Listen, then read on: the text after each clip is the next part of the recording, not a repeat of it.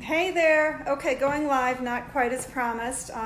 Almost missed the deadline. It's just a little after 1 o'clock, and I said I'd do it between 10 and 1. So here we are. It is Thursday. Is it Thursday? Yep, today's Thursday. And we're hanging out. You can see there's my kitchen, there's my little pot rock. And we're actually going to run outside today. So I'm going to do a quick live on urban farming and what I have been doing this year for urban farming, and it's been a hard year for me.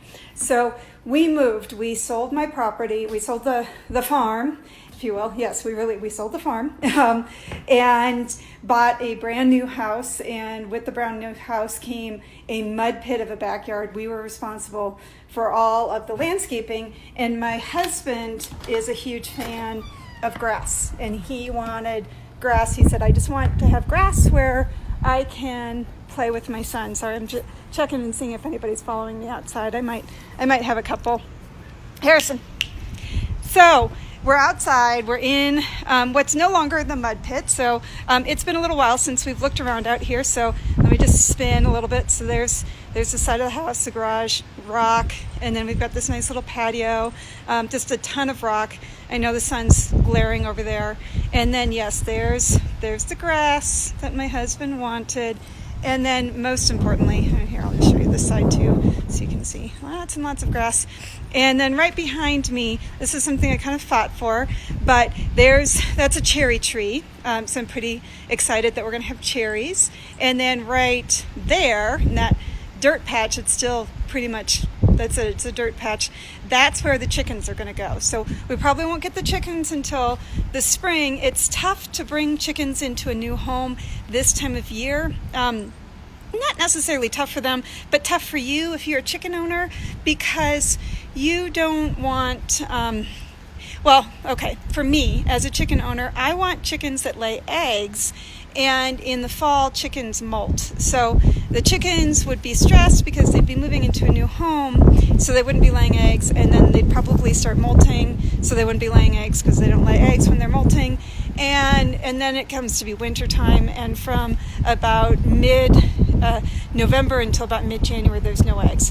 So I just said, we'll hold off until next year. We'll get the chickens. So there's the space. That's that space right there. That's where the chickens are going to go. But I do want to show you what is working and how we are actually doing some urban farming back here. And forgive the light; it's kind of midday, and my garden's thankfully in the shade. So here we go. Let me introduce you to the plants. So if you were watching, I did a video. A couple of months ago, and I did my trick for a tomato plant. And that is, when I planted this baby, I put a fish head deep down. I dug down and put a fish head under the plant, and then I planted. And hopefully you can see it. Look at all those tomatoes. So they're little bitty things. It's a cherry tomato plant. And just for kicks and giggles, I didn't really have any place else to put it. So there you see the lighter leaves, and look at that pepper. So I'm kind of excited. That's one of that's my fruit, and I'm pretty excited to see how that turns out. So let's look at the other pots. Oh, here we go. We get cameos of the animals. That's Bruce Wayne chewing on. That's a corn plant. I don't know how well corn does in a pot. I'm sure they're all too close together. You can see the tassels are starting to come in. So who knows? I may get corn, I may not. This one, we'll see. I might nurse it back a little bit more. This is a mixed greens. So I've munched on these. This is probably mustard. So they're all kind of a bitter green. This is one that I absolutely love.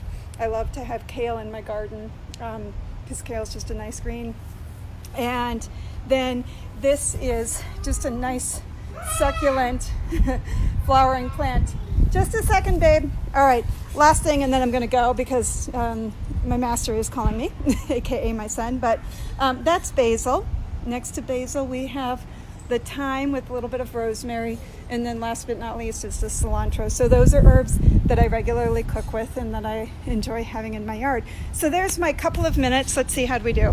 It's about 5 minutes worth of here's what's happening in my urban farm. I hope all is well. Thanks for joining me. Nancy, Rayanne, good to see you guys. Everybody else, just watch when you have a moment, and have a wonderful Thursday. Take care. And I'll see you tomorrow sometime between 10 a.m.